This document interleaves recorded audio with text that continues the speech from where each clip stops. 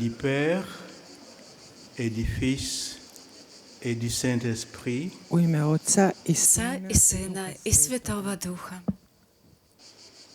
Avant de commencer prije nego što počnemo notre Прежде чем начать ovaj naš susret, нашу встречу par Marie, po Marijinu zagovoru через заступничество Девы Марии, l'Esprit Saint dispose notre intelligence et notre cœur da Duh Sveti призовем Духа Святого, дабы Он naše srce открыл и de таким образом настроил наше сердце и наш разум slušanje для того, чтобы ove kateheze koju je nam слушать danas эту катехизацию, которую Иисус дает нам сегодня утром. minute de silence. Ostaćemo jednu minutu, Останемся кратко в тишине, Posons notre intelligence et notre cœur i pripremit ćemo svoj razum i svoje наш разум и наше сердце Marie, i zazvaćemo présente au milieu de nous. Mariju koja je ovdje. Призовем, пригласим Деву Марию, которая здесь посреди нас.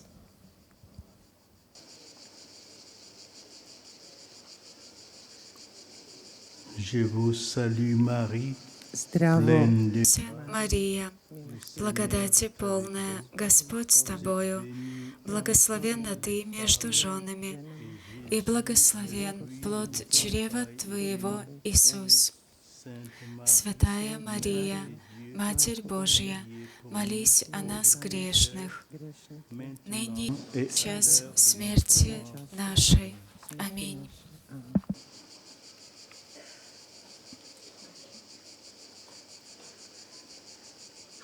chers amis du Festival des Jeunes. dragi prijatelji, Дорогие друзья молодежного фестиваля «Млади Феста», De votre rencontre est le suivant. tema vašega susreta, тема вашей встречи звучит так. Que dois-je faire de bon? koje je dobro. Что сделать мне доброго? Cette phrase extraite de l'Évangile selon saint Matthieu au chapitre 19, verset 16 est incomplète, car l'interlocuteur de Jésus qui pose cette question ajoute « pour avoir la vie éternelle ». Il qualifie le Seigneur de maître. La question complète est donc celle-ci. Maître, que dois-je faire de bon pour avoir la vie éternelle? Nous pouvons déjà faire deux remarques en guise d'introduction. D'abord, cet homme est à la recherche du sens de sa vie, c'est-à-dire de ce qui va lui permettre de connaître le vrai bonheur en faisant ce qui est bon et juste, c'est-à-dire en agissant avec droiture selon la volonté de Dieu. Ova rečenica Это предложение, взятое из Евангелия от Матфея, приведено не полностью, потому что собеседник Иисуса, задающий этот вопрос, добавляет, чтобы иметь жизнь вечную. Кроме того, он обращается к Господу словом «учитель». И целиком вопрос звучит так: «Учитель благий, что сделать мне доброго, чтобы иметь жизнь вечную?» Уже с самого начала мы можем отметить, что этот человек ищет смысл своей жизни, то, что поможет ему познать истинное счастье, совершая добро, то есть поступая правильно и в соответствии с Божьей волей. Notons d'emblée qu'il ne dit pas, comme on pourrait le penser de premier abord, surtout à notre époque, que puis-je faire de bon pour aider les autres?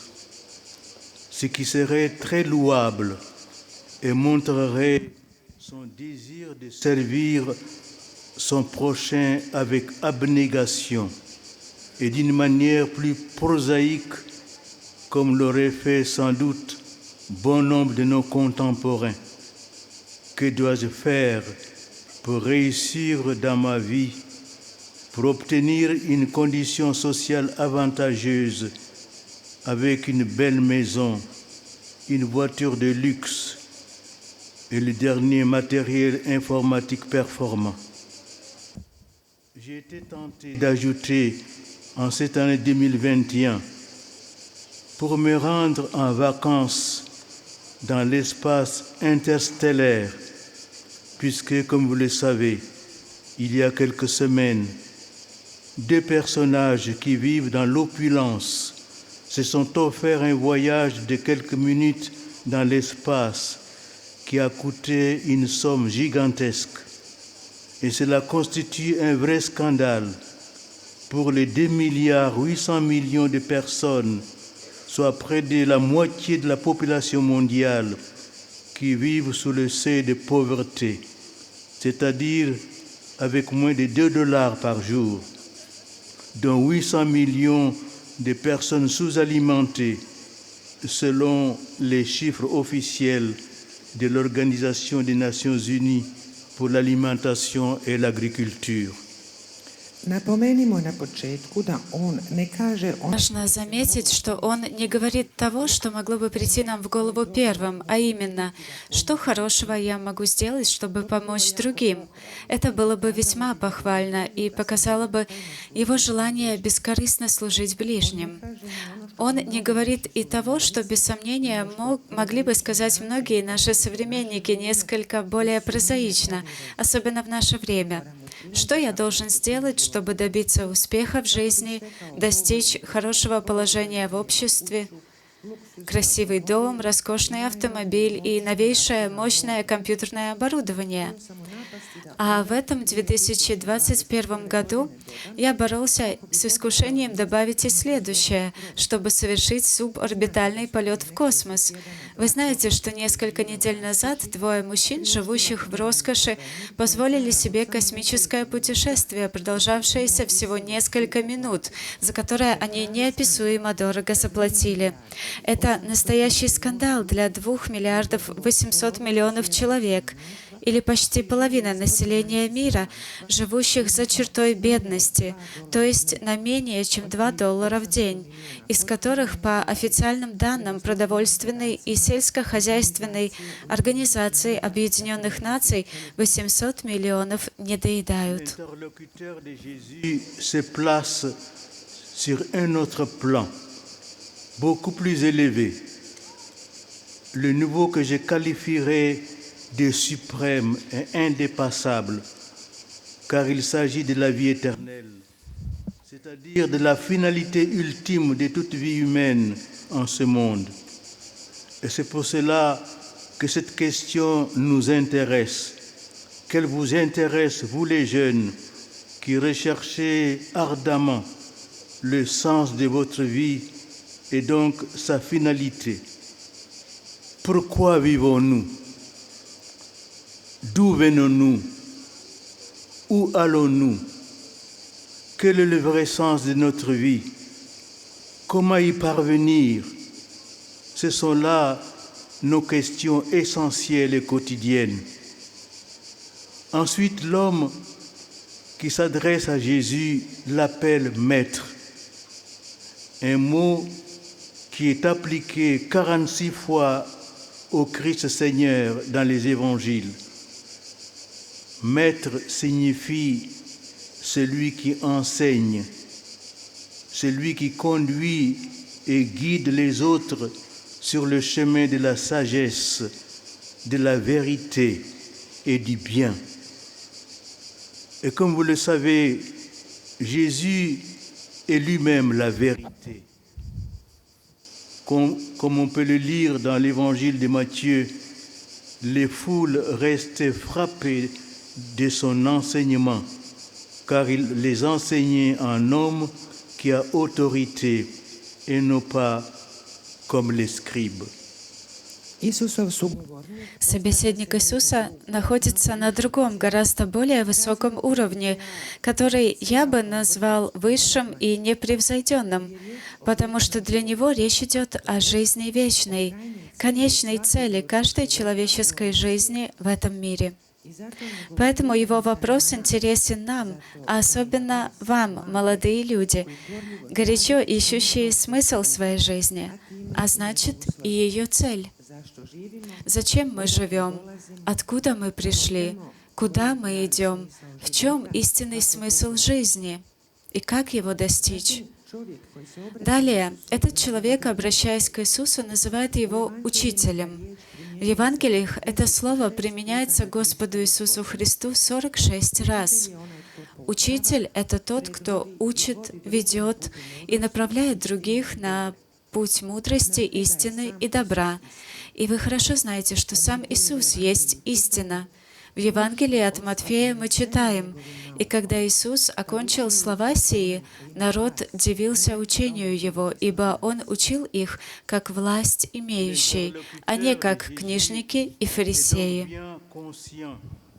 Que la réponse de ce maître hors pair et exceptionnel ne sera comparable à nul autre pareil, y compris parmi les hommes les plus sages et les plus doués qui ont vécu sur notre planète. Je pense ici aux plus grands philosophes de cette époque, ceux de la Grèce antique, comme Platon ou Aristote, ou au XXIe siècle, à tous ces gens angoissés qui font confiance à des maîtres de pacotille en parcourant fiévreusement les livres de la littérature ésotérique dans laquelle ils pensent trouver des réponses à leur mal de vivre. Исусовије суговорник Поэтому собеседник Иисуса хорошо понимает, что ответ этого уникального и единственного учителя не будет сравним ни с одним другим ответом, даже мудрейших и самых одаренных людей, когда-либо живших на нашей планете. Здесь я имею в виду величайших философов того времени, философов Древней Греции, таких как Платон или Аристотель.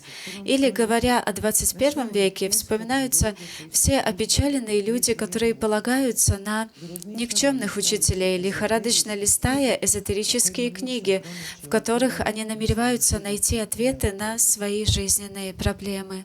Qui était cet interlocuteur de Jésus? Un évangéliste le qualifie de jeune. C'est Matthieu. Et les trois évangélistes synoptiques, à l'unanimité, le décrivent comme ayant de grands biens, Matthieu et Marc, ou d'extrêmement riches. Il s'agit de Luc, qui ajoute le pouvoir à la richesse, car il affirme qu'il était un notable, c'est-à-dire l'un des chefs du peuple. C'est donc un jeune homme noble et riche, comblé de biens, doté d'une condition sociale avantageuse, qui pose à Jésus cette question étonnante de la vie éternelle, alors qu'à première vue, elle ne devrait pas tellement l'intéresser. Tko je ovaj Isusov Же этот собеседник Иисуса. Святой Матфей говорит, что он молод, и все синоптические Евангелия сходятся в одном. Матфей и Марк пишут, что он обладает большим имуществом, а Лука добавляет, что он чрезвычайно богат. Евангелист Лука к его богатству добавляет и власть, утверждая, что он был некто из начальствующих, то есть один из лидеров народа. Итак, это богатый молодой человек, обладающий земными благами и занимающий хорошее положение в обществе. Он задает Иисусу этот удивительный вопрос о вечной жизни, хотя нам могло бы показаться, что это вовсе не должно было бы его интересовать. En vous signalant l'une des magnifiques méditations du pape Saint Jean-Paul II sur ce thème de la rencontre de Jésus avec le jeune homme riche, un passage de l'Évangile qu'il a maintes fois médité. À l'occasion de l'année sainte extraordinaire de la Rédemption en 1984, le pape Jean-Paul II invita 300 000 jeunes à Rome pour la fête des Rameaux. Et toute la semaine sainte, le pape leur a remis une lettre apostolique destinée aux jeunes du monde entier, dans laquelle ils méditent longuement le dialogue du Christ avec les jeunes hommes riches. Les journées mondiales de la jeunesse JMJ étaient alors lancées pour pérenniser le succès de cette rencontre. Ovaj predgovor zaključujem Я завершаю это предисловие, указывая вам на одно из великолепных размышлений святого Папы Иоанна Павла II, посвященного встрече Иисуса с богатым юношей, в отрывке из Евангелия, который он неоднократно комментировал. По случаю Святого года Искупления в 1984 году Папа Иоанн Павел II пригласил 300 тысяч молодых людей провести в Риме вербное воскресенье и всю Страстную неделю. Папа обратился к молодежи всего мира с апостольским посланием, в котором подробно размышлял о беседе Христа с богатым юношей. Впоследствии родились Всемирные дни молодежи с целью сделать такие прекрасные встречи постоянными. Cette question centrale et décisive qui est celle du jeune homme riche de l'Évangile. Celui-ci évoque la vie éternelle. Qu'est-ce donc que cette vie éternelle dont il parle? Est-ce un concept abstrait, très éloigné de nos préoccupations matérielles d'aujourd'hui, y compris les plus légitimes, une sorte de rêve ou même de mythe que véhiculent toutes les religions pour, comme l'affirmait Karl Marx, justifier l'oppression des puissances sur les plus faibles en leur laissant entrevoir un avenir meilleur dans un monde qui n'existe pas? La fameuse théorie de la religion opium du peuple. Et comment obtient-on cette vie éternelle? Par nos propres mérites? Ou plutôt par un don particulier de Dieu? Et si tel est le cas, dans quelle mesure participons-nous par nos bonnes œuvres à l'obtention de cette vie éternelle qui nous est promise? Давайте зададим себе этот центральный и решающий вопрос богатого юноши из Евангелия. В нем упоминается жизнь вечная. Так что же это за вечная жизнь, о которой он говорит? Является ли это абстрактным понятием, далеким от наших нынешних, даже самых необходимых материальных забот? Или же это своего рода мечта или даже миф, передаваемый всеми религиями с целью оправдать угнетение, которое сильные мира сего оказывают на самых слабых, предлагая им лучшее будущее в ином мире, которого вовсе не существует, как утверждал это Карл Маркс. Это известная теория о религии как опиуме для народа. И как же достичь этой вечной жизни? Своими заслугами? Или же это особый дар от Бога? Если это действительно так, то в какой степени мы участвуем в достижении обещанной вечной жизни своими добрыми делами? Je vous invite à relire avec moi le récit d'une autre rencontre de Jésus, cette fois avec un notable juif. Il s'agit de Nicodème, membre du Sanhédrin, qui vient le trouver de nuit. Cet épisode occupe tout le chapitre 3 de l'Évangile selon Saint Jean. Celui-ci nous raconte que Nicodème, qui était un homme juste et pieux, fut saisi par la puissance mystérieuse qui émanait de la personnalité de Jésus. En effet, sa doctrine et sa vie profondément ancrée en Dieu l'avaient touché au plus profond de son âme. Il avait sans doute assisté à certains miracles, comme celui qui avait eu lieu à la piscine probatique, la guérison de cet homme paralysé pendant 38 ans, à qui Jésus avait intimé cet ordre. Lève-toi, prends ton brancard et marche. Da bih odgovorio na ovo ključno pitanje, Чтобы ответить на этот ключевой вопрос, я предлагаю вам вместе со мной прочитать отрывок об еще одной встрече Иисуса. На этот раз с одним из иудейских начальников. Никодим, член Синедриона, пришел к Иисусу ночью. Это событие занимает всю 3 главу Евангелия от Иоанна. В нем говорится, что Никодим, который был справедливым и набожным человеком, был охвачен таинственной силой, исходящей от личности Иисуса. Учение и жизнь Христа, глубоко укоренившиеся в Боге, тронули его до глубины души.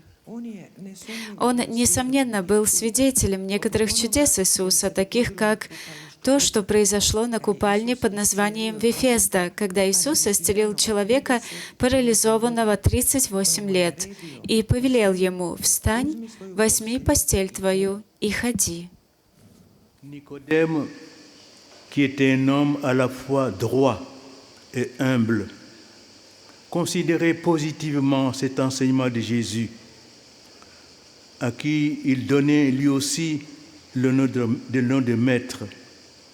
Il observait cet homme fascinant, dont les miracles lui apportaient le signe incontestable de la véracité de son propos.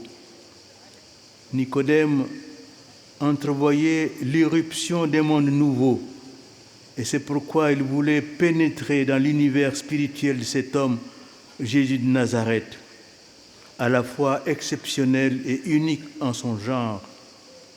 De la question qui inaugurera cet entretien singulier, Rabbi ou maître. Nous le savons, c'est de la part de Dieu que tu es venu comme un maître qui enseigne, car personne ne peut accomplir les signes que tu accomplis si Dieu n'est pas avec lui. Nikodem, koji je bio ispravan i Никодим был человеком праведным и смиренным. Он положительно смотрел на учение Иисуса и называл его учителем. Он наблюдал за этим необычным человеком, чудеса которого были для него неоспоримым знаком истинности его слов. Никодим предвидел приход нового мира и поэтому хотел познакомиться с духовным миром этого исключительного и уникального человека, Иисуса из Назарета. Отсюда и вопрос, с которого начинается их исключительный в своем роде разговор. «Рабби, мы знаем, что ты учитель, пришедший от Бога, ибо таких чудес, какие ты творишь, никто не может творить, если не будет с ним Бог».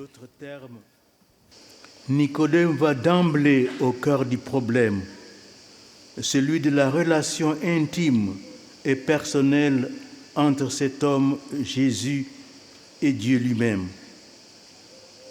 On dirait aujourd'hui qu'il pose la question fondamentale et incontournable, celle de la véritable identité de Jésus en tant que vrai homme et vrai Dieu.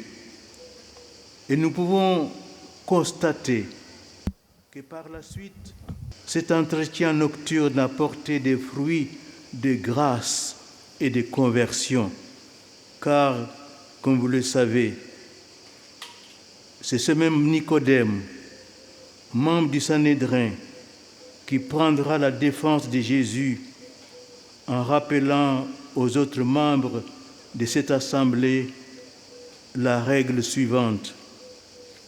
Notre loi ne permet pas de condamner un homme sans l'avoir entendu. Et c'est aussi lui qui sera physiquement présent plus tard, le vendredi saint, à la condamnation à mort de Jésus pour blasphème par ce même Sanhédrin dirigé par le grand prêtre Caïphe, avant de rendre un hommage très touchant au Rédempteur de l'humanité. en apportant pour la sépulture du Christ Sauveur un mélange de myrrhe et d'aloès d'environ 100 livres. Drugim riječima, Nikodem Другими словами, Никодим проникает в самую суть проблемы, а это вопрос личных отношений между этим человеком, Иисусом и самим Богом. Сегодня мы бы сказали, что это поднимает фундаментальный вопрос, вопрос об истинной идентичности Иисуса как истинного человека и истинного Бога. И можно сказать, что позднее этот ночной разговор принес плоды благодати и обращения, потому что, как известно, тот же самый Никодим, член Синедриона, станет в защиту Иисуса, напоминая другим членам Синедриона следующее правило. naš zakon Судит ли закон наш человека, если прежде не выслушают его и не узнают, что он делает? Никодим будет также присутствовать и позже, в Страстную Пятницу, когда тот же Синедрион во главе с первосвященником Каифою приговорит Иисуса к смерти за богохульство. Позже Никодим проявит Искупителю человечества трогательный жест, принеся для погребения Христа Спасителя состав из смирны и алоэ литр около 100. Voici la réponse stupéfiante de Jésus à Nicodème. En vérité, je te le dis, à moins de naître d'en haut, on ne peut voir le royaume de Dieu. Ce qui signifie, ajoute-t-il, que personne, à moins de naître de l'eau et de l'esprit, ne peut entrer dans le royaume de Dieu. Car ce qui est né de la chair est chair, ce qui est né de l'esprit est esprit. Cela signifie que ce que tu veux, cher Nicodème, c'est-à-dire parvenir à la vie éternelle, n'est pas possible si tu comptes uniquement sur tes propres forces. I evo Isusovog zapanjujućeg А вот и удивительный ответ Иисуса Никодиму. «Истина, истинно говорю тебе, если кто не родится свыше, не может увидеть Царствие Божие». Что означает, добавляет Иисус, «Если кто не родится от воды и духа, не может войти в Царствие Божие. Рожденное от плоти есть плоть, а рожденное от Духа есть Дух». Это означает, что то, чего ты, дорогой Никодим, желаешь достичь, а именно достичь жизни вечной, невозможно, полагаясь исключительно на свои собственные силы. L'homme est du monde. S'il ne pense que par lui-même, quelque profonde et même géniale et vertigineuse que soient ses pensées, l'homme reste toujours au niveau du monde, au niveau horizontal et humain. Il lui faut donc autre chose, une autre dimension qu'il ne peut recevoir que de l'extérieur de lui-même, c'est-à-dire de Dieu. Il lui faut un nouveau commencement, de nouvelles fondations sur lesquelles il peut bâtir toute son existence. doista čovjek je od Действительно, человек от мира, размышляя только своими силами, какими бы глубокими или даже гениальными и головокружительными они бы не были, человек и эти мысли всегда остаются лишь на уровне этого мира. Поэтому ему нужно что-то еще, другое измерение, которое может прийти только извне, от Бога. Ему нужно новое начало, новые основы, на которых можно строить все свое существование. Jésus pose ici le principe d'une nouvelle vie à laquelle tout homme est appelé à naître. Face à Nicodème, qui prenant les paroles de Jésus au sens littéral, ne les comprend pas, Jésus va plus loin et précise qu'il parle bien d'une nouvelle naissance, réalisée par la venue de l'Esprit Saint, créateur dans l'âme de celui qui désire obtenir la vie éternelle. l'Esprit Saint dont nous appelons la venue dans notre âme en chantant l'hymne Veni Creator, viens Esprit Créateur, nous a franchi des limites de notre première naissance, dont il fait la matière d'une renaissance.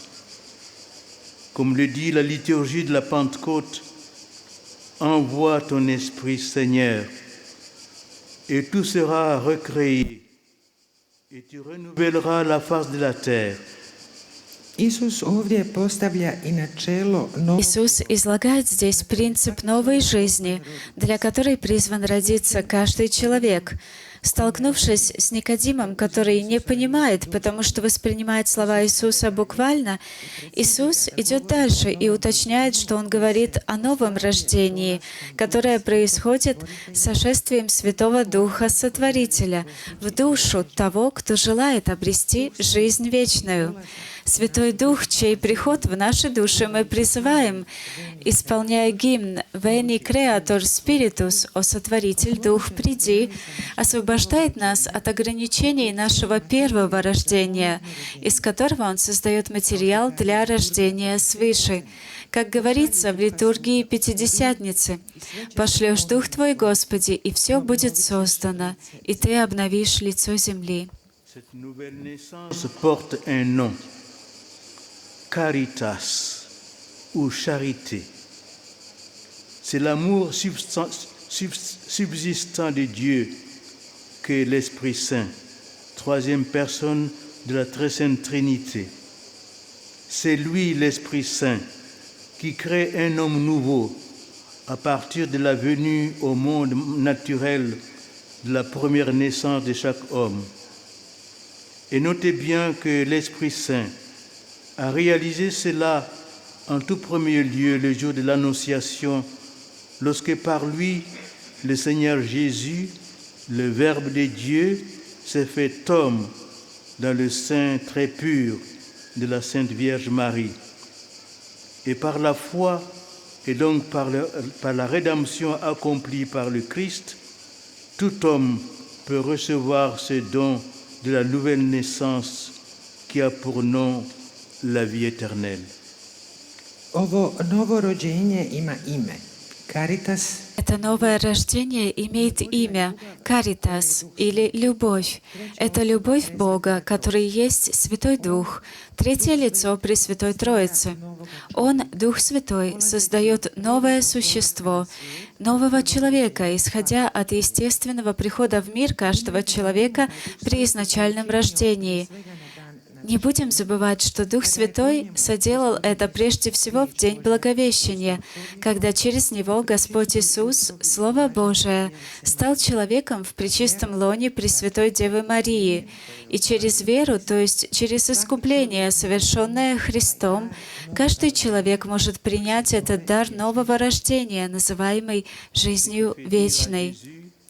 En conclusion de son entretien avec Nicodème, Dieu a tellement aimé le monde qu'il a donné son Fils unique afin que quiconque croit en lui ne se perde pas, mais obtienne la vie éternelle. Car Dieu a envoyé son Fils dans le monde, non pas pour juger le monde, mais pour que le monde par lui soit sauvé. Zbog toga Isus na kraju svog razgovora Именно поэтому в конце своего разговора с Никодимом Иисус говорит: «Ибо так возлюбил Бог мир, что отдал Сына Своего Единородного, дабы всякий, верующий в Него, не погиб, но имел жизнь вечную. Ибо не послал Бог Сына Своего в мир, чтобы судить мир, но чтобы мир спасен был через Него». Notre réflexion sur la vie éternelle ne s'arrête pas à la constatation que nous devons renaître par l'Esprit Saint à une vie nouvelle. Cette renaissance ou nouvelle naissance dont parle Jésus à Nicodème, il faut aller plus loin en abordant la question du comment obtenir la vie éternelle, Jésus nous transmet la réponse par son propre exemple. Naše razmišljanje o vječnom Наши размышления о вечной жизни не ограничиваются утверждением, что мы должны Духом Святым родиться свыше для новой жизни, пережить новое рождение или возрождение, о котором Иисус говорил Никодиму. Мы должны пойти дальше, задав вопрос о том, как наследовать жизнь вечную. Иисус показывает нам ответ на собственном примере. Durant cette première étape, nous avons vu que la vie éternelle consiste dans une nouvelle naissance. U ovoj prvoj etapi vidjeli smo В этой первой части мы рассматривали вопрос, что жизнь вечная состоит Cette deuxième étape, от нового рождения. comment se réalise cette nouvelle naissance? u ovoj drugoj А etapi в этой второй части мы посмотрим на то, как же это новое рождение происходит. Réfléchirons sur le baptême.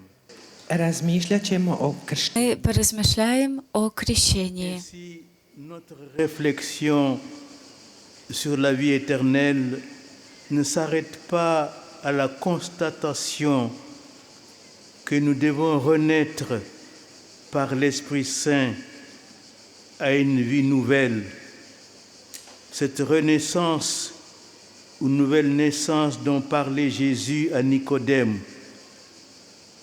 il faut aller plus loin en abordant la question du comment obtenir la vie éternelle. Jésus nous donne la réponse par son propre exemple. Naše razmišljanje o vječnom životu Наши размышления о вечной жизни не ограничиваются лишь утверждением, что мы должны Духом Святым родиться свыше для новой жизни, пережить возрождение или новое рождение, о котором Иисус говорил Никодиму. Мы должны пойти дальше, задав вопрос о том, как наследовать жизнь вечную. Иисус показывает нам ответ на собственном примере. Commence par le récit du baptême de Jésus par son cousin Saint Jean-Baptiste pour souligner son importance primordiale. Le baptême de Jésus est semblable au portail des grandes cathédrales gothiques ornées d'un tympan sculpté représentant le Christ juge et pantocrator par lequel on doit passer pour accéder au sanctuaire, c'est-à-dire à la révélation du salut opéré par le Christ. L'Évangile nous dit que Jésus fut baptisé par Jean dans le Jourdain. Et aussitôt, en remontant de l'eau, il vit les cieux se déchirer et l'Esprit Saint descendre sur lui comme une colombe. Et il eut une voix venant des cieux, « Tu es mon Fils bien-aimé, en toi je trouve ma joie. » Evanđelje Svetoga Marka Евангелие от Марка начинается с описания крещения Иисуса у его двоюродного брата Иоанна Крестителя, чтобы подчеркнуть его изначальную важность. Isusovo krštenje Крещение Иисуса похоже на портал Большого готического собора, украшенный резным тимпаном, изображающим Христа Судью или Вседержителя. Это врата, через которые необходимо пройти, чтобы приступить к святилищу, то есть к откровению о спасении, совершенном Христом. В Евангелии от Марка сказано: «И было в те дни, пришел Иисус из Назарета Галилейского и крестился от Иоанна в Иордане. И когда выходил из воды, тотчас увидел Иоанн разверзающиеся небеса и Духа, как голубя, сходящего на него. И глас был с небес: «Ты, Сын мой возлюбленный, в котором мое благоволение». Ce texte contient ce qui constitue l'élément essentiel du sacrement du baptême. En effet, la Sainte Trinité, le Père, le Fils et l'Esprit Saint, est invoquée dans la formule Jacques, Philippe, Marie-Madeleine, je te baptise au nom du Père et du Fils et du Saint-Esprit. Voilà la forme du sacrement. Quant à la matière, Saint Jean-Baptiste l'avait annoncé lui-même en affirmant avant le baptême de Jésus, « Moi, je vous ai baptisé avec de l'eau, lui vous baptisera dans l'Esprit Saint. » Этот текст содержит то, что составляет существенный элемент таинства крещения. Действительно, Пресвятую Троицу, Отца и Сына и Святого Духа мы призываем словами Яков, Филипп, Мария Магдалина, «Я крещу тебя во имя Отца и Сына и Святого Духа». Это что касается формы таинства. Относительно же материи, это провозгласил святой Иоанн Креститель, когда перед крещением Иисуса сказал: «Я крестил вас водою, а Он будет крестить вас Духом Святым». L'eau est donc la matière du sacrement. Depuis toujours, les hommes ont cru en elle un symbole à la fois de la vie et de la mort. Le Seigneur Jésus a fait sien ce symbolisme présent dans l'Ancien Testament. Depuis les eaux des premiers instants de la création jusqu'à l'eau du déluge, et cette eau vive qui jaillit du côté droit du temple de Jérusalem vers l'Orient, dans la vision du prophète Ézéchiel. Et Jésus y a introduit le mystère de la présence et l'œuvre de l'Esprit Saint. Voda je dakle materija. Следовательно, вода является материей таинства.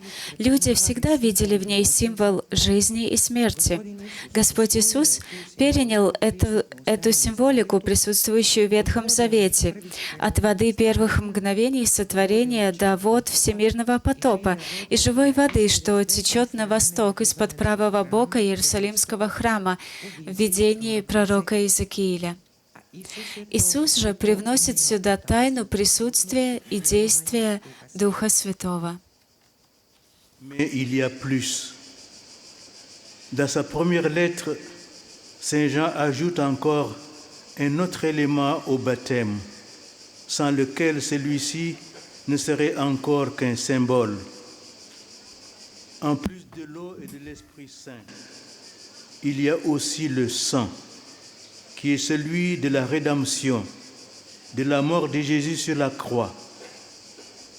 Jean affirme ceci: c'est lui, Jésus-Christ, qui est venu par l'eau et par le sang, non pas seulement avec l'eau, mais avec l'eau et avec le sang. Et celui qui rend témoignage, c'est l'Esprit, car l'Esprit est la vérité. En effet, ils sont trois qui rendent témoignage: l'Esprit Saint, l'eau et le sang. Et les trois n'en font qu'un.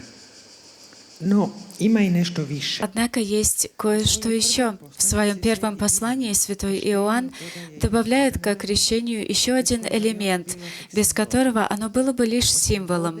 Помимо воды и Духа Святого здесь присутствует и кровь, кровь искупления, кровь смерти Иисуса на кресте. Иоанн говорит: «Сей есть Иисус Христос, пришедший водою и кровью и духом». Не водою только, но водою и кровью. И Дух свидетельствует о нем, потому что Дух есть истина. Ибо три свидетельствуют на небе: Отец, Слово и Святой Дух. И сии три суть едино. И три свидетельствуют на земле: Дух, вода и кровь. И сии три об одном. indissociable du baptême. En effet, l'apôtre et l'évangéliste Saint Jean, le disciple que Jésus aimait, a été témoin de la mort du Christ Seigneur. C'est un fait historique. Il a écrit dans son évangile, l'un des soldats, avec sa lance, lui perça le côté, et aussitôt il en sortit du sang et de l'eau. Celui qui a vu rend témoignage, et son témoignage est véridique. Et celui-là sait qu'il dit vrai, afin que vous aussi vous croyiez. Cela en effet arriva pour que s'accomplisse l'Écriture. Aucun de ces os ne sera brisé. Un autre passage de l'Écriture dit encore, ils lèveront les yeux vers celui qu'ils ont transpercé. Krv koju je prolio Kristus Кровь, пролитая Христом Искупителем, является третьим и неотъемлемым элементом крещения.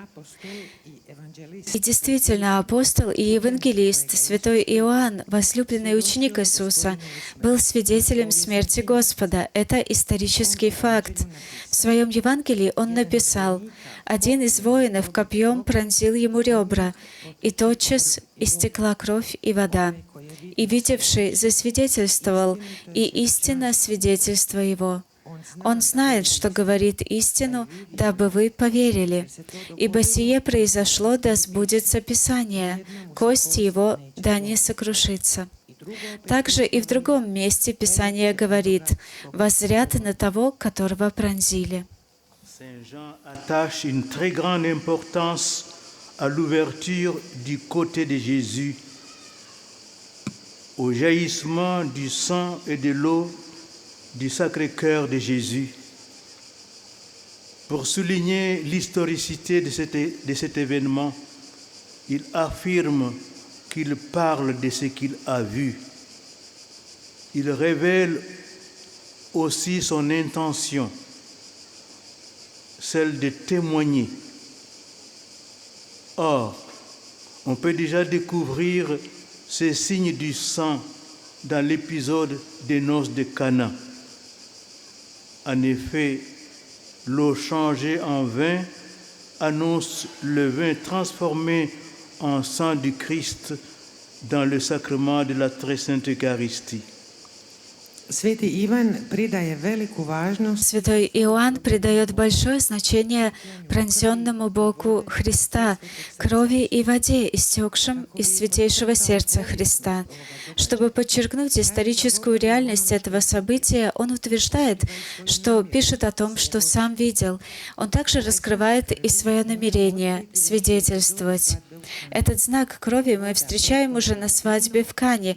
Вода, перемененная в вино, символизирует вино, которое становится кровью Христа в таинстве Пресвятой Евхаристии. Après la multiplication des pains, Jésus a révélé qu'il faudrait manger sa chair et boire son sang pour participer à la vie du royaume de Dieu. La foule et la majorité des disciples se sont scandalisés des paroles de Jésus. Comment manger sa chair et boire son sang? Mais Jésus insiste. En vérité, je vous le dis, si vous ne mangez la chair du Fils de l'homme et ne buvez son sang, vous n'aurez pas la vie en vous. Qui mange ma chair et boit mon sang à la vie éternelle. u svom govoru nakon В umnožavanja своей речи после приумножения хлебов Иисус открыл, что для того, чтобы быть сопричастным в жизни Царствия Божьего, нам необходимо есть тело Его и пить кровь Его. Толпа и большинство учеников были возмущены словами Иисуса. Как же это есть Его тело и пить Его кровь? Но Иисус подтверждает это, говоря: «Истинно, истинно говорю вам, если не будете есть плоти Сына Человеческого и пить крови Его, то не будете иметь в себе жизни. Едущий мою плоть и пьющий мою кровь имеет жизнь вечную». Sans l'Esprit Saint, il serait impossible d'accepter cette vérité de foi. C'est sacramentellement que nous buvons le sang du Christ. On comprend encore davantage le lien entre le sang et l'Esprit Saint.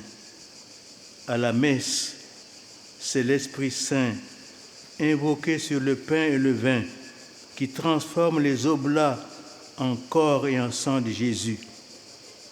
C'est aussi ce même sang de Jésus, indissociablement lié à l'Esprit Saint, qui, dans l'âme du baptisé, agit pour que, mis au tombeau avec le Christ, il ressuscite pour la vie éternelle.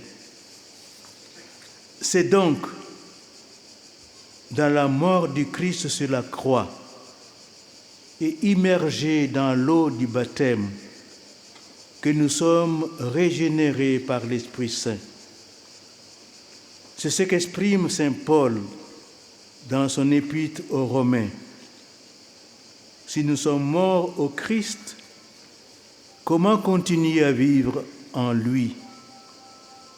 Ou bien ignorez-vous que baptisés dans le Christ Jésus, c'est dans sa mort que nous avons été baptisés. Nous avons donc été ensevelis par lui,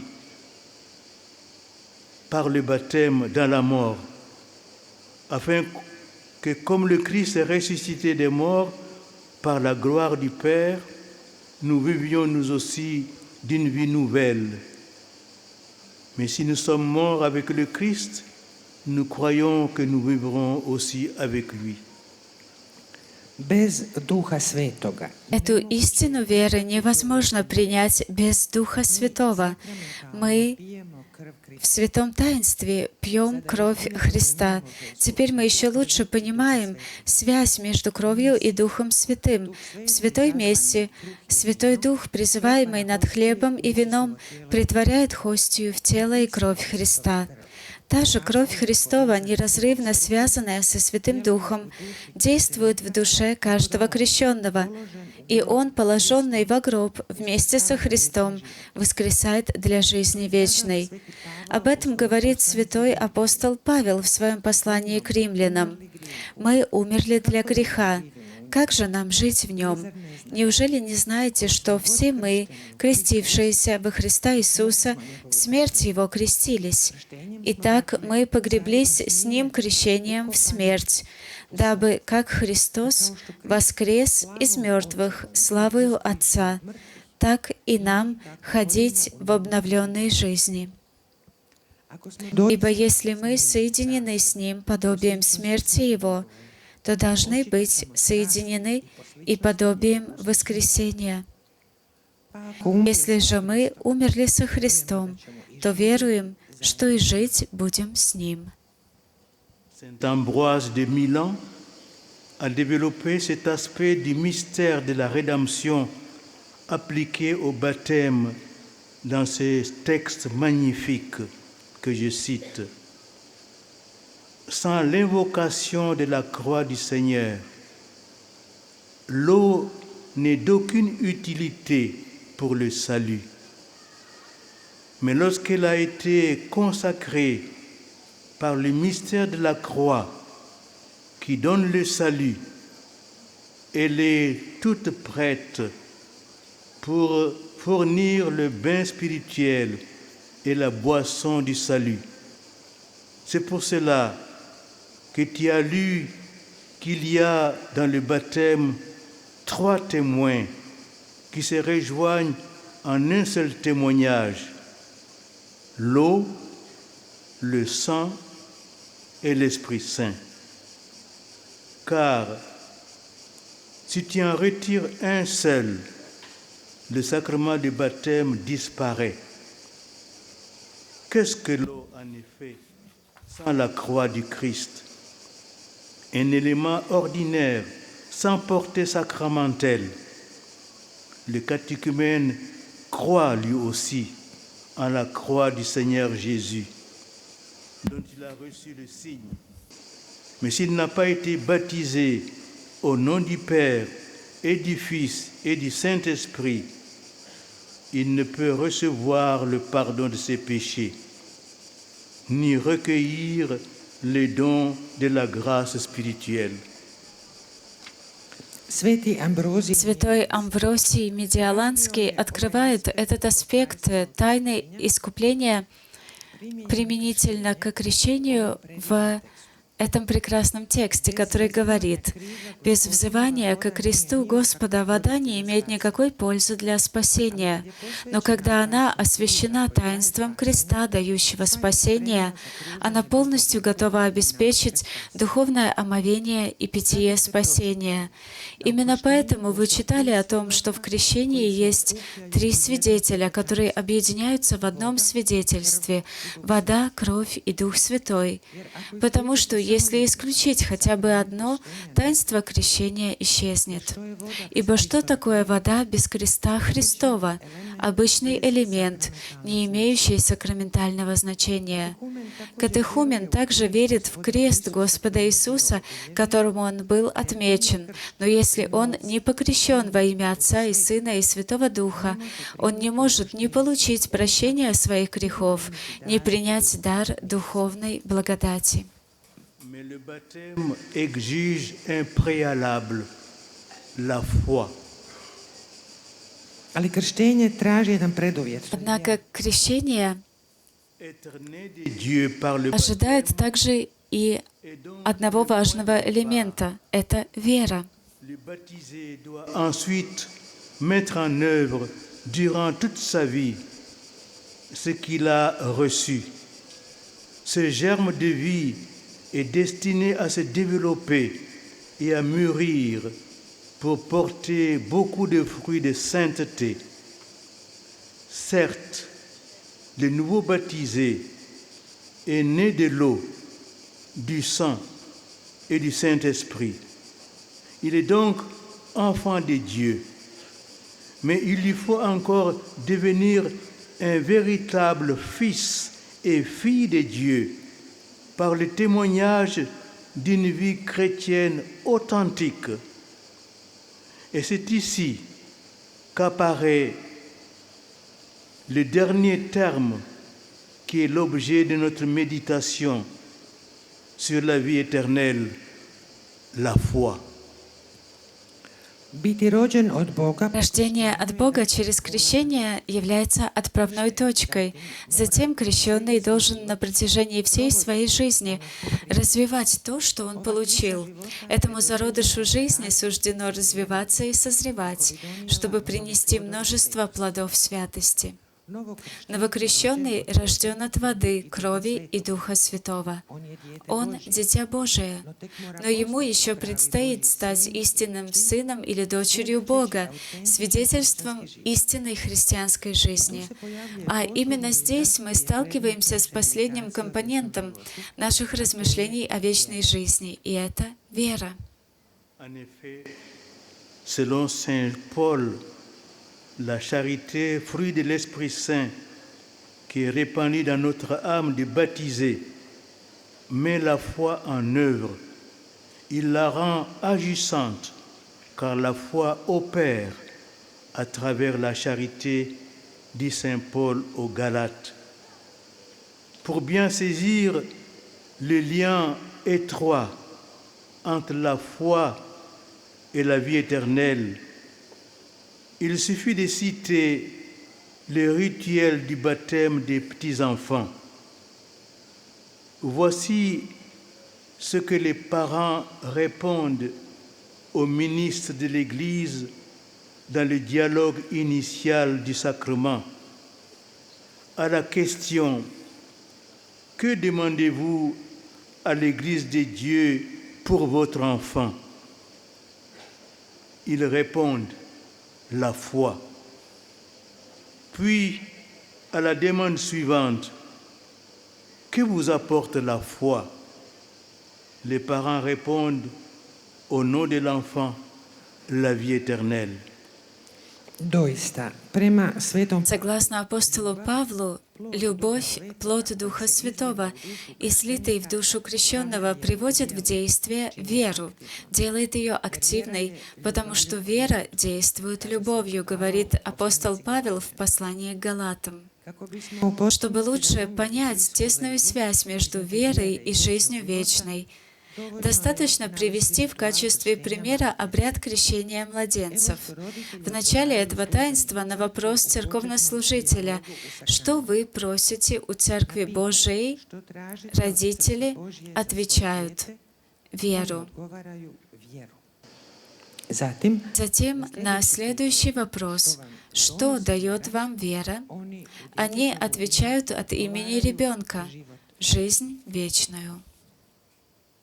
Mais me direz-vous, qu'est-ce que donc la foi? Cette question est centrale, car nous vivons dans un monde qui, comme l'ont dit maintes fois le pape Jean-Paul II et Benoît XVI, vit comme si Dieu n'existe pas, d'où l'initiative du pape Benoît XVI d'une année de la foi en 2012-2013, qu'il présentait en ces termes dans l'homélie de la messe d'ouverture du 11 octobre 2012. Вы спросите меня, что же такое вера? Это центральный вопрос, потому что мы живем в мире, который, по словам Папы Иоанна Павла II и Папы Бенедикта XVI, живет так, как будто Бога не существует. Отсюда и инициатива Папы Бенедикта XVI провозгласить 2012-2013 год годом веры. В своей проповеди на Святой Мессе «Открытие года веры» 11 октября 2012 года Папа Бенедикт XVI представил это следующими словами. On connu une désertification spirituelle, ce que pouvait signifier une vie, un monde sans Dieu au temps du Concile Vatican II, on pouvait déjà le percevoir à travers certaines pages tragiques de l'histoire. Mais aujourd'hui, nous le voyons malheureusement tous les jours autour de nous. C'est le vide qui s'est propagé. Mais c'est justement à partir de l'expérience de ces déserts, de ce vide, que nous pouvons découvrir de nouveau la joie de croire, son importance vitale pour nous, les hommes et les femmes. Dans le désert, on redécouvre la valeur de ce qui est essentiel pour vivre. Ainsi, dans le monde contemporain, les signes de la soif de Dieu, du sens ultime de la vie, sont innombrables, bien que souvent exprimés de façon implicite ou négative. Et dans le désert, il faut surtout des personnes de foi qui, par l'exemple de leur vie, montrent le chemin vers la terre promise et ainsi tiennent en éveil l'espérance. La foi vécue ouvre le cœur à la grâce de Dieu qui libère du pessimisme. Aujourd'hui, plus que jamais, évangéliser signifie rendre témoignage d'une vie nouvelle, transformée par Dieu, et ainsi indiquer le chemin. Voici la façon dont nous pouvons penser cette année de la foi, un pèlerinage dans les déserts du monde contemporain, au cours duquel il nous faut emporter seulement ce qui est essentiel, ni bâton, ni sac, ni pain, ni argent, ni pas, 2 tuniques, comme dit le Seigneur à ses apôtres en les envoyant en mission. Mais l'Évangile et la foi de l'Église, dont les documents du Concile Vatican II sont l'expression lumineuse, comme l'est également le catéchisme de l'Église catholique. Posljednjih desetljeća došlo je do За эти десятилетия все большее пространство завоевывает духовное опустынивание. О том, что может означать жизнь, мир без Бога, во времена собора можно было узнать из нескольких трагических страниц истории. Но сегодня, к сожалению, мы видим это каждый день вокруг нас. Это пустота, которая распространяется. Но именно исходя из опыта этой пустыни, из этой пустоты, мы можем вновь открыть для себя радость быть верующим человеком, жизненную важность веры для мужчин и женщин. В пустыне понимаешь ценность того, что является важным для жизни. В современном мире есть огромное число знаков, часто выраженных в скрытой или негативной форме, которые указывают на жажду Бога, высшего смысла жизни. И в пустыне требуются прежде всего люди веры, которые своей жизнью указывают путь к земле обетованной и поддерживают тем самым надежду. Живая вера открывает сердце к благодати Божией, которая очищает от пессимизма. Сегодня, как никогда, евангелизировать означает свидетельствовать о новой жизни, преображенной Богом, и таким образом указывать путь. Вот как мы можем представить себе этот год веры. Паломничеством в пустынях современного мира, в которое нужно брать с собой только самое главное — ни посоха, ни сумы, ни хлеба, ни денег, ни 2 туники, как говорит Господь апостолам, посылая их проповедовать, но Евангелие и веру Церкви, ярким выражением которой являются документы Второго Ватиканского собора, равно как и катехизис католической церкви. Le pape Benoît XVI décrivait alors le mal de notre XXe siècle tout en suggérant le remède à cette apostasie qui, telle une lèpre, ronge les âmes de nos contemporains et aussi nos sociétés sécularisées, en les laissant exsangues sur le plan spirituel. En effet, chers jeunes, vous connaissez tous des gens qui n'ont pas la foi ou qui n'ont plus au moins ou plus ou moins abandonné la foi et que vous en rencontrez tous les jours dans vos familles, parmi vos amis et sur les lieux d'études et du travail et des loisirs. Et puis, combien parmi les baptisés qui déclarent avoir la foi vont à la messe chaque dimanche, se confessent régulièrement et prient chaque jour? Combien de chrétiens acceptent de recevoir filialement tout l'enseignement de l'Église, y compris celui qui concerne la morale? Et puis, sans doute, chacun de vous a-t-il vécu à sa façon le passage d'une foi d'enfant à une foi adulte, qui correspond souvent à la crise de l'adolescence. Папа Бенедикт XVI Папа Бенедикт XVI тогда описал зло нашего 21 века и предложил лекарство от этого отступничества, которое, как проказа, разъедает души наших современников, но также и наших секуляризованные общества, оставляя их духовно пустыми. В самом деле, дорогие молодые, вы все знаете людей, которые не имеют веры или в той или иной степени оставили ее. Вы встречаетесь с ними каждый день в своих семьях, среди друзей, в школе, на работе, в своем окружении. Но сколько крещенных, которые утверждают, что имеют веру, Идут ли они каждое воскресенье на святую мессу? Исповедуются ли регулярно? Молятся ли каждый день? Сколько христиан соглашаются принять как сыновья все учения церкви целиком, включая и учение о нравственности? Кроме того, каждый из вас, несомненно, по-своему пережил и переход от веры ребенка к вере взрослого, который часто приходится как раз на кризис подросткового возраста.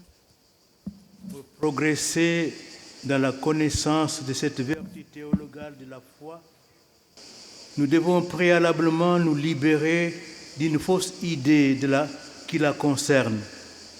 Je voudrais évoquer une ambiguïté quant à l'objet de la foi.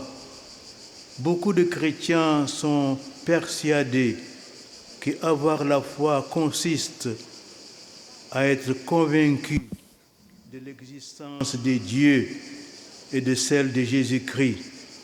Avançons un peu plus loin dans l'approfondissement de la foi.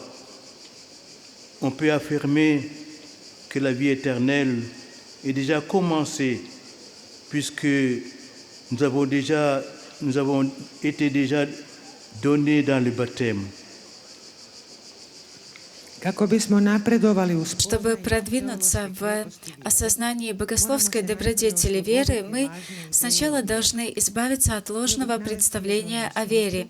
Я хотел бы указать на одно смысленное отношение к вере, а именно, многие христиане убеждены, что вера сводится к вере в существование Бога и Иисуса из Назарета. Но давайте сделаем еще один шаг в углублении нашей веры. Можно сказать, что жизнь вечная уже началась, так как Chers jeunes, Dragi mladi, дорогие молодые, d'augmenter notre foi. molimo Gospodina da nam будем просить Господа, дабы Он умножил нашу веру. La suite de mon enseignement va être plus concret et s'adresser plus spécialement à vous les jeunes dans le quotidien de votre existence. nastavak moje kateheze Далее продолжение моей катехизации будет более конкретным и будет относиться, соприкасаться больше с вами и вашей ежедневной жизнью. La vie éternelle en étant un témoin du Christ. Ce mot témoin fait aussitôt penser à celui de martyr, qui est le mot grec correspondant à celui de témoin. Et nous savons que le martyr apparaît à la suite du Christ comme un grand acte d'amour en réponse à l'immense amour de Dieu. Comme le dit la Constitution sur l'Église du Concile Vatican II, Lumen Gentium, le martyr dans lequel le disciple est assimilé à son maître, acceptant librement la mort pour le salut du monde, et dans lequel il devient semblable à lui, est considéré par l'Église comme une grâce éminente et la preuve suprême de la charité. Dakle, vječni život se stječe svjedočenjem za Krista. Свидетельствуя о Христе, мы обретаем вечную жизнь. А слово «свидетель» происходит от греческого слова «мартир», что значит «мученик». Мы знаем, что мученичество в наследовании Христа проявляется как великое деяние любви и как ответ на безмерную Божью любовь. Конституция о Церкви Второго Ватиканского собора Lumen Gentium гласит: «Поэтому мученичество, которым ученик уподобляется учителю, добровольно принявшему смерть ради спасения мира, и сообразуется ему через пролитие крови, почитается Церковью как драгоценнейший дар и наивысшее доказательство любви». L'Église enseigne depuis toujours que ceux qui subissent la mort en raison de la foi, sans avoir reçu le baptême, sont baptisés par leur mort pour et avec le Christ. Et le baptême du sang porte tous les fruits du baptême sans être un sacrement. Saint Jean Chrysostome explique ce qu'est ce baptême du sang. Et ne vous étonnez pas que j'appelle le martyre un baptême, puisque le Saint-Esprit descend alors avec l'abondance de ses grâces, puisque c'est la rémission des péchés, l'âme purifiée d'une manière merveilleuse, étonnante. Et de même que ceux qu'on baptise sont lavés dans l'eau, de même les martyrs sont lavés dans leur propre sang. Церковь всегда учила, что те, кто примут смерть за веру, они приняли крещение, крестились своей смертью ради Христа и с Ним. Это крещение кровью приносит все плоды крещения, хотя это не таинство. Святой Иоанн Златоуст объясняет, что такое крещение кровью, говоря: «И не удивляйтесь, что я мученичество называю крещением, потому что тогда Святой Дух не сходит с изобилием своих благодатей. Поскольку это прощение грехов, душа очищается чудесным, невероятным образом. И как крестящиеся омыты водой, так и мученики омыты их собственной кровью». Dans l'Apocalypse selon Saint Jean, il est question de la couronne de vie à propos des martyrs. Sois sans aucune crainte pour ce que tu vas souffrir. Voici que le diable va jeter en prison certains d'entre vous pour vous mettre à l'épreuve, et vous serez dans la détresse pendant 10 jours. Sois fidèle jusqu'à la mort, et je te donnerai la couronne de la vie. Cette couronne est destinée à tous les baptisés, fidèles, mais elle est particulièrement offerte à ceux qui souffrent, qui subissent la persécution pour Jésus, et bien souvent jusqu'à la mort. Откровение святого Иоанна, когда речь идет о мученичестве, говорит о венце жизни. «Не бойся ничего, что тебе надобно будет претерпеть. Вот дьявол будет ввергать из среды вас в темницу, чтобы искусить вас, и будете иметь скорбь дней 10. Будь верен до смерти, и дам тебе венец жизни». Этот венец предназначен для всех крещенных верующих, но особенно предлагается тем, кто страдает, подвергается гонениям за Иисуса, часто даже до смерти.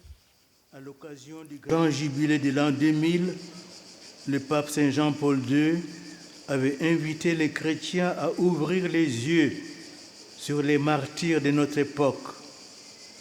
Au Colisée, le 7 mai 2000, au cours de la commémoration œcuménique des témoins de la foi au XXe siècle, le pape polonais a rappelé que l'expérience des martyrs et des témoins de la foi n'est pas une caractéristique propre au premier temps de l'Église, mais qu'elle est la marque de chaque époque dans son histoire, puisqu'il a souligné le fait qu'au cours du XXe siècle, peut-être plus encore que dans les débuts du christianisme, très nombreux ont été ceux qui ont témoigné de la foi au milieu des souffrances qu'ils ont endurées d'une manière héroïque. Ils ont subi des formes de persécution anciennes et nouvelles. Ils ont fait l'expérience de la haine et de l'exclusion, du mépris et du rejet, de la violence et de l'assassinat. Le XXe siècle a connu les horreurs de deux guerres, les temps de concentration, les camps de concentration et les génocides.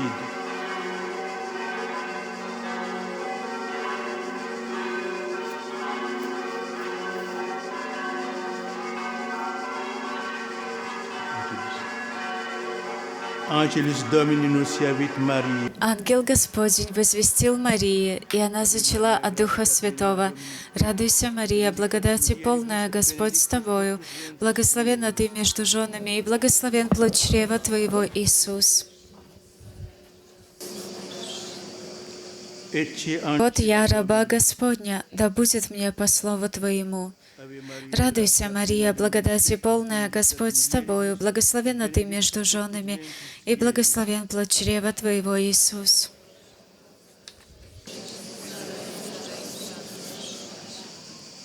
И Слово стало плотью и обитало с нами. Молись о нас, Пресвятая Богородица, помолимся. Просим Тебя, Господи, наполни наши души Твоей благодатью, дабы мы, познав через ангельское приветствие воплощение Христа, Сына Твоего, Его страданием и крестом достигли славы воскресения через Христа Господа нашего. Аминь. Слава Отцу и Сыну и Святому Духу. Слава Отцу и Сыну и Святому Духу.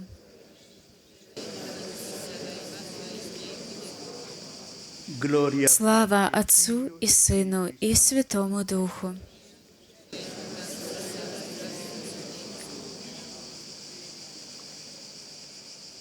Povodom velikog jubileja По случаю великого юбилея в 2000 году святой Папа Иоанн Павел II призвал христиан открыть глаза на мучеников нашего времени.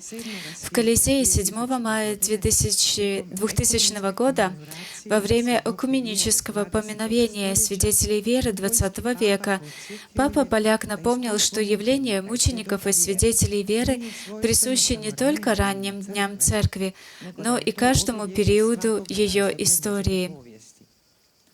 Затем он подчеркнул, что в течение XX века, возможно, даже больше, чем в начале христианства, было неизмеримо много тех, кто свидетельствовал веру во время страданий, которые они перенесли героическим образом.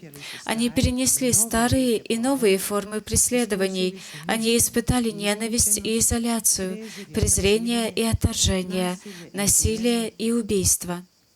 20 век знает ужасы 2 мировых войн, концлагерей, геноцида. Pour bien comprendre ce que signifie être témoin du Christ, vous devez prendre les martyrs comme des exemples et des intercesseurs et lire l'histoire des martyrs de notre époque en méditant les paroles de l'Apocalypse de Saint Jean.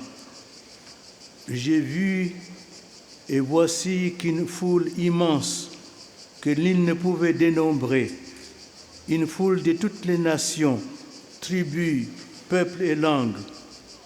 Ils se tenaient debout devant le trône et devant l'agneau, vêtus de robes blanches, avec des palmes à la main, et ils s'écriaient d'une voix forte, « Le salut appartient à notre Dieu qui siège sur le trône et à l'agneau. » L'un des vieillards prit alors la parole et me dit, « Ces gens vêtus de robes blanches, qui sont-ils et d'où viennent-ils » Le livre de l'Apocalypse nous répond, ils viennent de la grande épreuve. Ils ont lavé leurs robes et les ont blanchis dans le sang de l'agneau. Dragi mladi koji ste Дорогая молодежь, находящаяся здесь, чтобы полностью понять, что значит быть свидетелями Христа, вы должны взять мучеников в качестве примера и защитников и перечитать историю мучеников нашего времени, размышляя над словами из Апокалипсиса святого Иоанна, из Откровения святого Иоанна. «После всего взглянул я, и вот великое множество людей, которого никто не мог перечесть, из всех племен и колен, и народов, и языков, стояло пред престолом и пред Агнцем в белых одеждах и с пальмовыми ветвями в руках своих, и восклицали громким голосом, говоря: «Спасение Богу нашему, сидящему на престоле, и Агнцу». И, начав речь, один из старцев спросил меня: «Сии, облеченные в белые одежды, кто и откуда пришли?» Книга Откровения нам отвечает: это те, которые пришли от великой скорби. Они омыли одежды свои и убелили одежды свои кровью Агнца. Ce sont tous ceux qui, à notre époque, n'ont pas renoncé à leur foi malgré les souffrances, les menaces et les persécutions. Ce sont ceux qui ont cru que le salut appartient à notre Dieu et à l'agneau. Ce sont aussi les innombrables victimes du nazisme, dont Saint Maximilien Marie Kolbe, qui, dans l'enfer d'Auschwitz, demanda à être enfermé dans le bunker de la faim à la place d'un père de famille.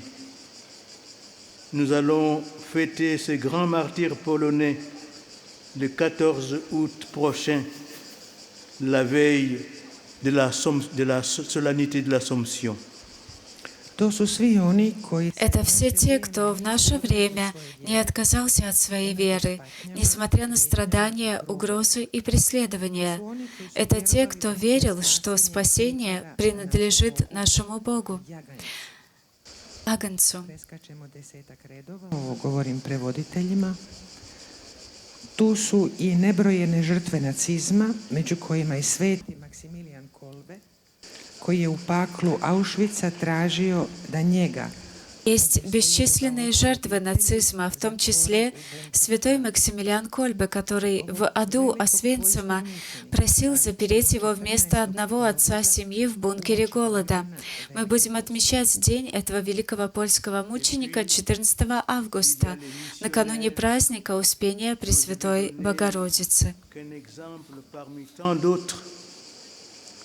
En 1995, 6 religieuses italiennes de la congrégation des pauvres de Bergame sont mortes de l'épidémie du virus Ebola au Congo. Elles avaient voulu rester avec les malades pour les aider et les soigner. L'une d'elles, sœur Dina Rosa, déclara: je reste car ma mission est de servir les pauvres, comme Jésus, mon Maître et Seigneur. Je suis ici pour suivre ses traces. tu su i misionari. Есть также миссионеры, из которых я приведу лишь один из многих примеров. В 1995 году 6 итальянских монахинь из конгрегации бедных сестер Бергамо умерли от эпидемии вируса Эбола в Конго. Они хотели остаться с больными, чтобы помогать им и лечить их. Одна из них, сестра Дина Роса, заявила: «Я остаюсь, потому что моя миссия — служить бедным, как Иисус, мой Учитель и Господь. Я здесь, чтобы пойти по Его стопам». Le continent dont je suis originaire, je voudrais citer un dernier exemple en guise d'illustration d'une autre forme de martyr, le martyr de la haine ethnique. le 30 avril 1996 au Burundi, déchiré par une guerre civile entre Hutus et Tutsis, 40 séminaristes appartenant à ces deux ethnies ont été massacrés ensemble au séminaire de Buta.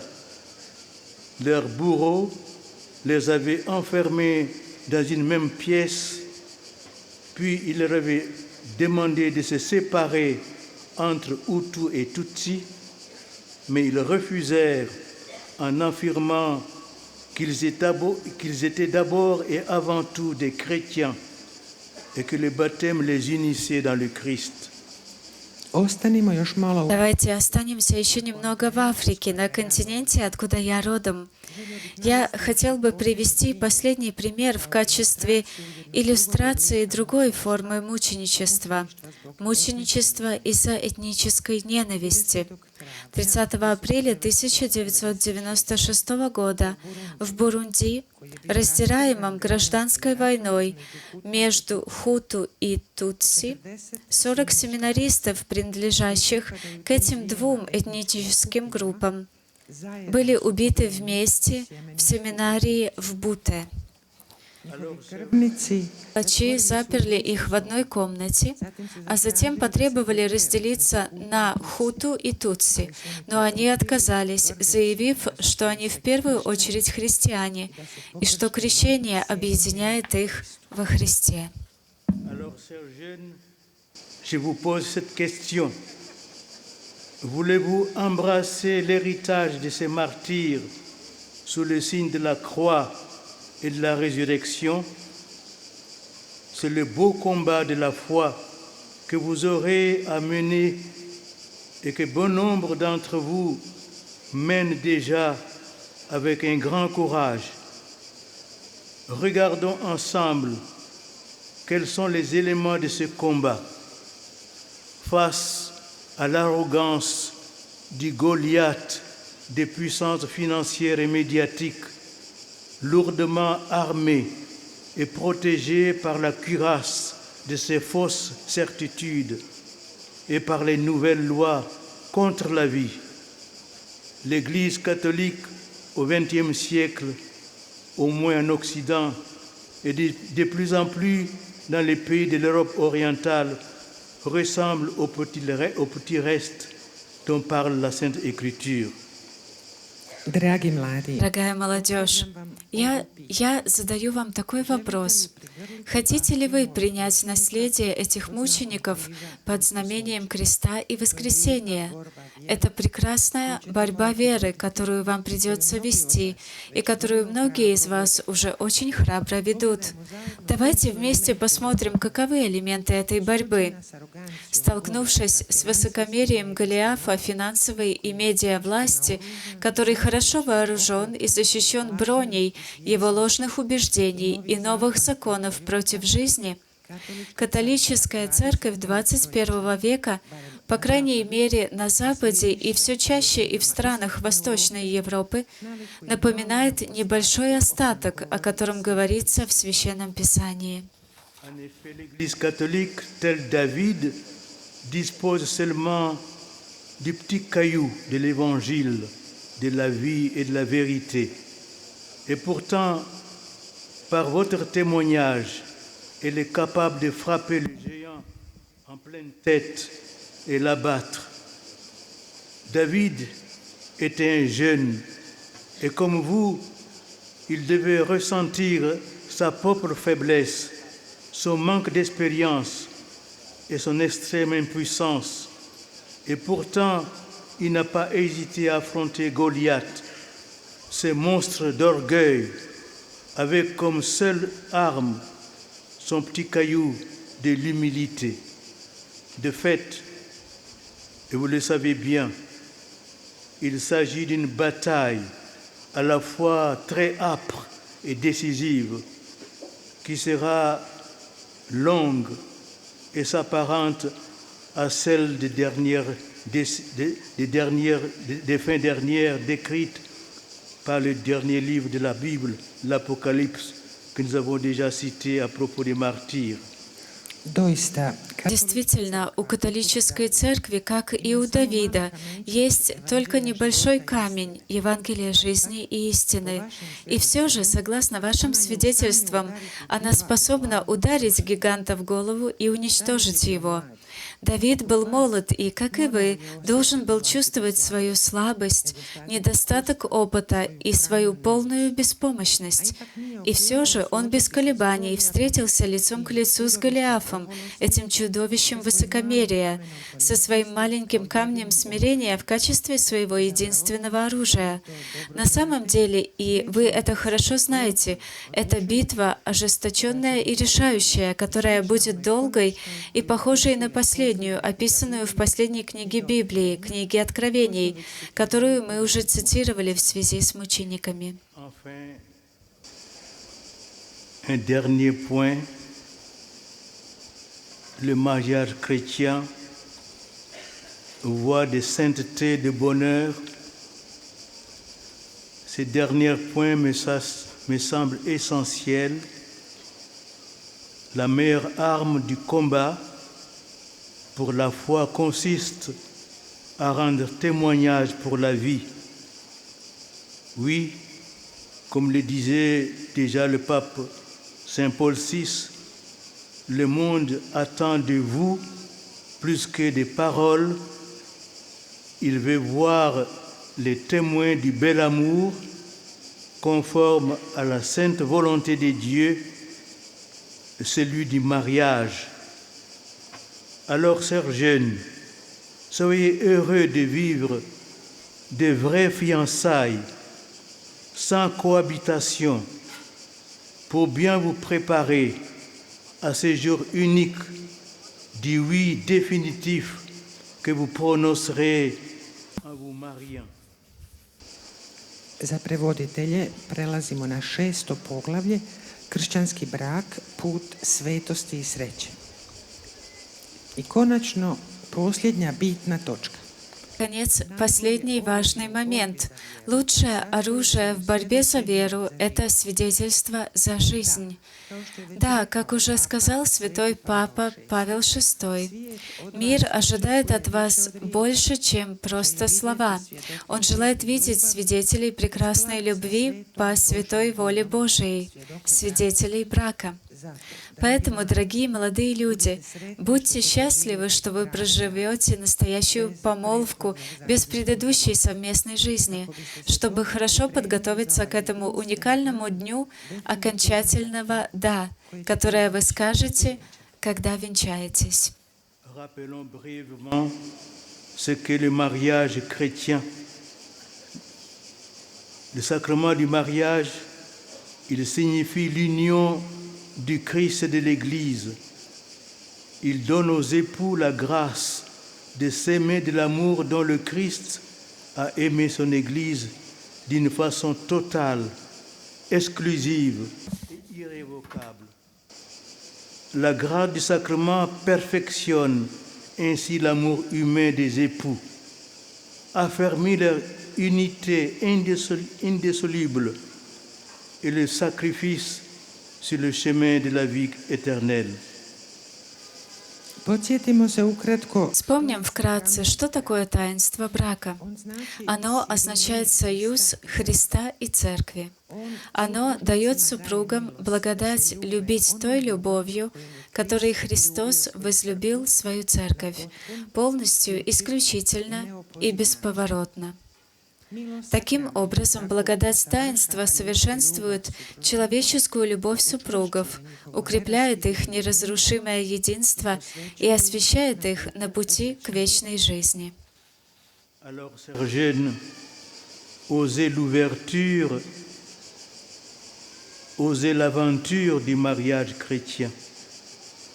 L'Église pose des exigences qui sont étroitement liées à l'amour matrimonial et conjugal vrai, c'est-à-dire responsable. C'est pourquoi elle prône la paternité et la maternité responsable en refusant toute action qui, soit par prévision de l'acte conjugal, soit dans son déroulement, soit dans le développement de ses conséquences naturelles, se proposerait comme but ou comme moyen de rendre impossible la procréation. Elle prône par rapport aux tendances de l'instinct et des passions la nécessaire maîtrise que la raison et la volonté doivent exercer sur elle. Za prevoditelje preskačemo dva ulomka. Zato, dragi mladi, Поэтому, дорогая молодежь, решитесь на приключения христианского брака. Церковь предъявляет требования, которые тесно связаны с истинной, то есть ответственной супружеской любовью.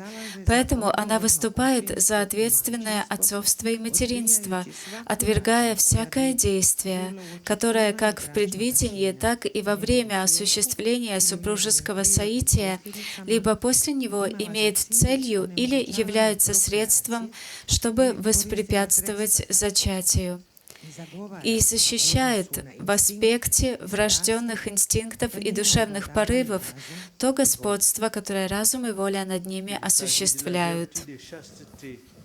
Qui consiste à l'apprentissage de la maîtrise de soi, qui est une pédagogie de la liberté humaine, dit le catéchisme de l'Église catholique. En effet, la chasteté est une vertu morale. Elle est aussi un don de Dieu, une grâce, un fruit de l'œuvre spirituelle. En effet, le Saint-Esprit donne d'imiter la pureté du Christ à celui qui a régénéré l'eau du baptême.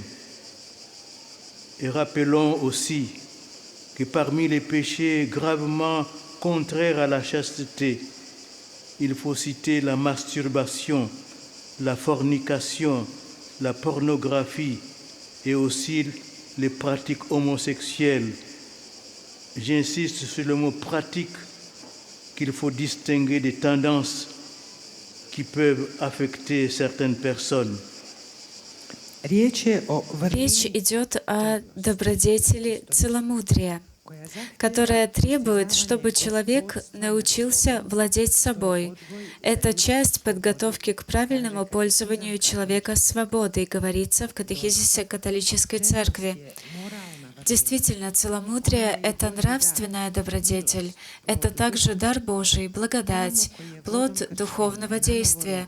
Святой Дух дает тому, кто возрожден водой крещения, силу подражать чистоте Христа, говорится в катехизисе католической церкви. Давайте также помнить, что среди тяжелых грехов, противоречащих целомудрию, мы должны упомянуть мастурбацию, блуд, порнографию и гомосексуальные практики. Я настаиваю на слове «практики», которые следует отличать от склонностей, которые могут влиять на определенных людей. Comme l'a maintes fois affirmé le pape Jean-Paul II aux jeunes, je le cite, « La permissivité morale ne rend pas les hommes heureux. La société de consommation ne rend pas les hommes heureux. Elles ne l'ont jamais fait. » Et voici ce qu'il a ajouté au sujet de la vertu de chasteté. Jeunes gens et jeunes filles, ayez un très grand respect de votre corps et du corps des autres. Que votre corps soit au service de votre moi profond. Que vos gestes, vos regards soient toujours le reflet de votre âme. Adoration du corps, non, jamais. Mépris du corps, pas davantage. Maîtrise du corps, oui. Transfiguration du corps, plus encore. Za prevoditelje preskačemo 4 retka. Kao što je Papa Sveti Ivan Pavao II više puta rekao mladima, Как святой Папа Иоанн Павел II неоднократно говорил молодежи, Моральное снисхождение не делает людей счастливыми. Общество потребления не делает людей счастливыми. Они никогда и не могли это сделать. И вот что он добавил о добродетели целомудрия. Юноши и девушки, с большим уважением относитесь к своему телу и телам других. Пусть ваше тело будет служить вашему внутреннему «я». Пусть ваши жесты и взгляд всегда отражают вашу душу. Поклонение телу — нет, никогда. Презрение к телу — и не это тоже. Контроль тела — да. Преображение тела — конечно.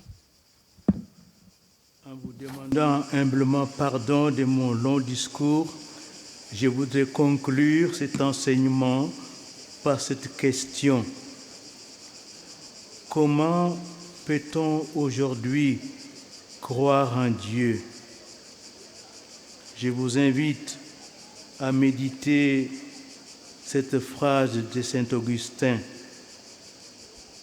Si comprehendisti non est Deus, ce qui signifie, si tu l'as compris, c'est que ce n'est pas Dieu. En effet, si tu penses avoir saisi qui est Dieu, si tu l'as maîtrisé comme on aborde et comprend une formule mathématique ou de physique nucléaire, alors de ce fait même, ce n'est pas Dieu dont tu parles. Dans le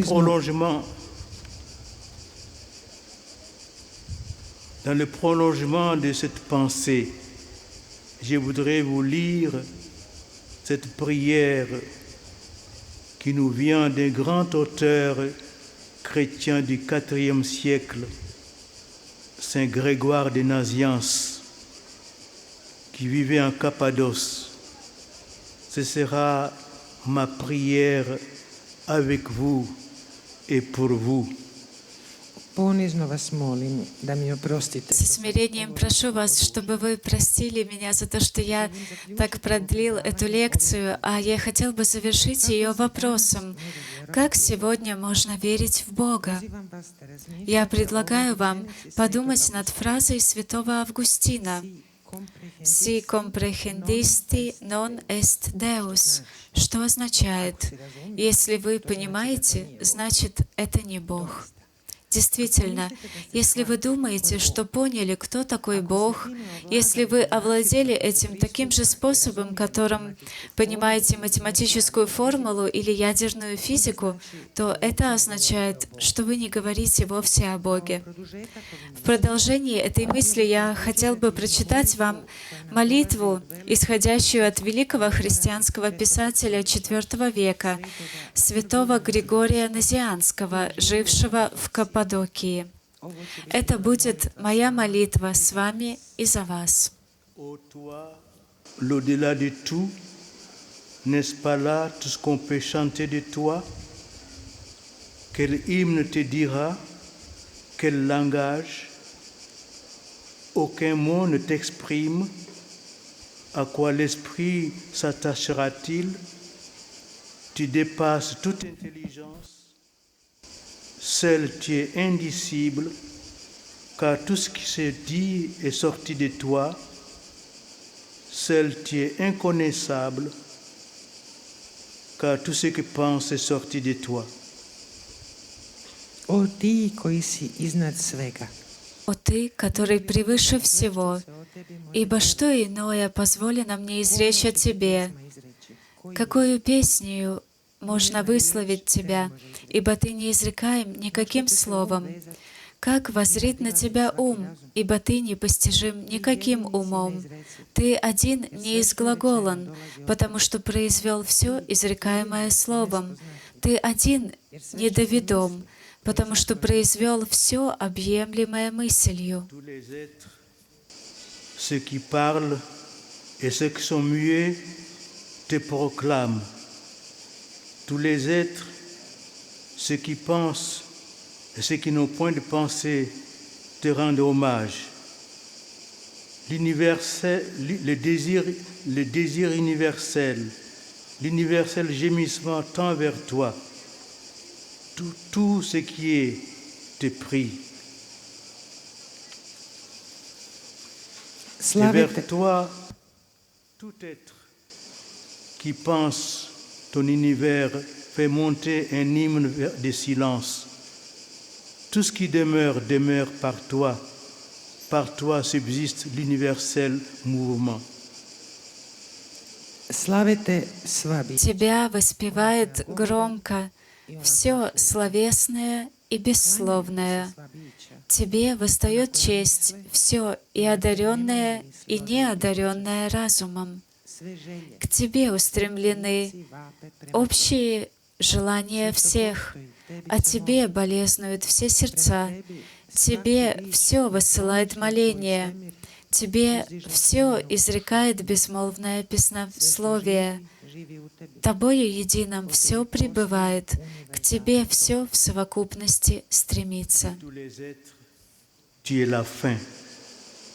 Tu es tout être. Tu n'en es aucun. Tu n'es pas un seul être. Tu n'es pas leur ensemble. Ти си cilj svih Ты bića. цель всего. Svako biće Ты i nisi nijedno. един, Ti nisi samo jedno biće. Ты Ti nisi njihov skup. всем и не все. Tu as tous les Ты noms. совокупность Comment te всего. nommerai-je? Toi, le seul qu'on ne peut nommer, que l'Esprit céleste pourra pénétrer les nuées qui couvrent le ciel même. Prends pitié, ô toi l'au-delà de tout. N'est-ce pas tout ce qu'on peut chanter de toi? Amen. Zoveš se svim imenima. I kako Ты называем всеми именами. И как же мне назвать Тебя? Ты единственный, которого невозможно именовать. probiti oblak Да и какой небесный ум проникнет сквозь заоблачные покрывы? Будь милосерд, о Ты, который превыше всего, ибо что иное позволено мне изречь о Тебе. Аминь. Je vous bénis au nom du Père et du Fils et du Saint-Esprit.